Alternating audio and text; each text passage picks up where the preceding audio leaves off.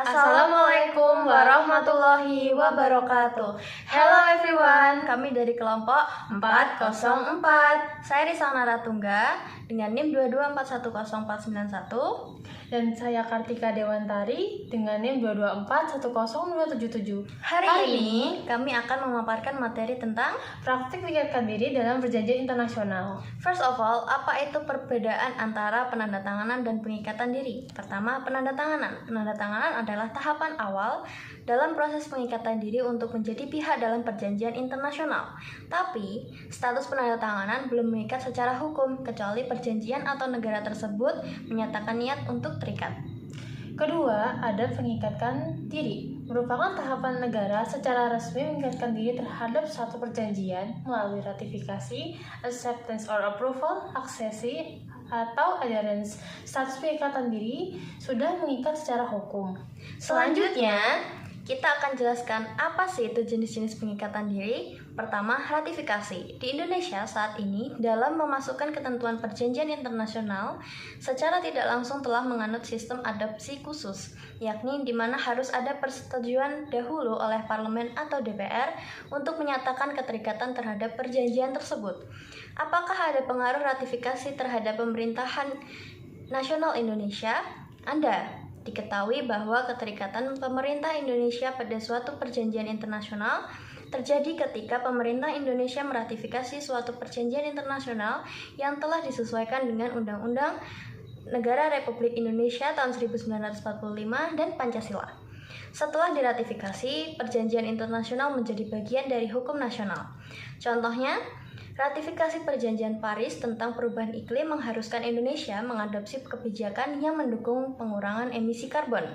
Yang kedua adalah acceptance or approval. Persetujuan untuk terikat dapat dinyatakan dengan penerimaan atau persetujuan di bawah kondisi yang sama dengan kondisi yang berlaku kepada ratifikasi. Tujuan dari acceptance or approval yaitu menghindari beberapa negara untuk memenuhi persyaratan konstitusional dan administratif. Kedua ada tentang aturan dapat diaplikasikannya pada ratifikasi berlaku sama rata bagi acceptance or approval, kecuali perjanjian menyatakan sebaliknya. Penerimaan atau persetujuan memiliki efek hukum yang sama dengan ratifikasi.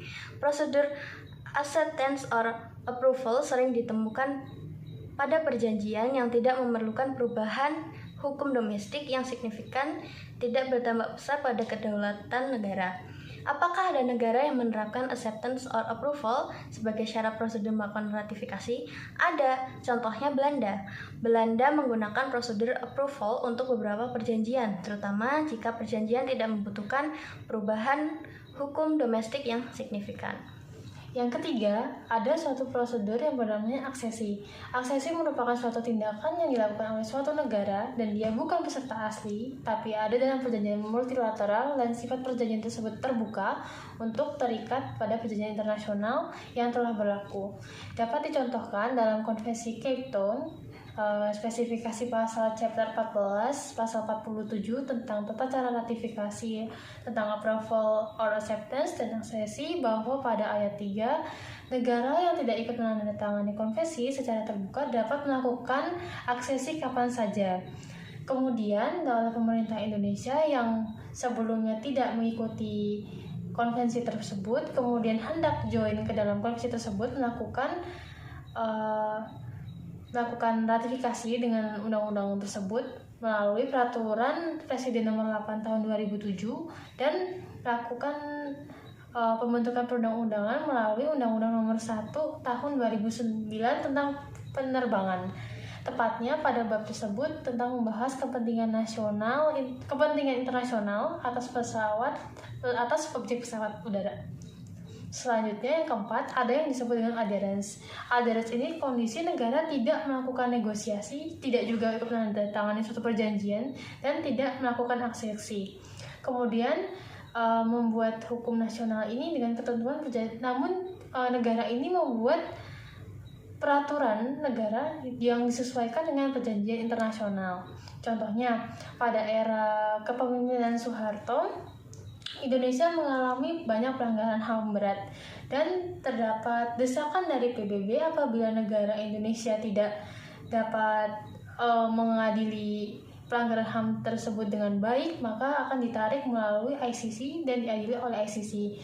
Namun pemerintah Indonesia ini mengakali agar bagaimana sistem peradilan pidana di Indonesia ini dapat berjalan independen, makanya oleh pemerintah Indonesia membentuk Undang-Undang Nomor 39 Tahun 1999 tentang Deklarasi HAM, dan membentuk juga peradilan HAM yang dituangkan dalam Undang-Undang Nomor 26 Tahun 2000 tentang Pengadilan HAM.